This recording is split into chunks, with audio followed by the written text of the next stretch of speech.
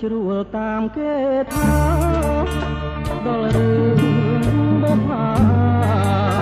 បានឃើញផ្ទាល់ភ្នែកការរីកក្នុងចិត្តការមានណែតមានក្លិនចម្លែកតើថាឥតមែកណាដងឯណាតាមពិតបបហាជាឈ្មោះស្រស់ស្រីធ្វើឲ្យកវីញាប់ញ័រចិន្តាកវីអភពជាប់ចិត្តប្រាថ្នាមានយកសង្ខារដាច់ឲ្យមរណាដូចណែ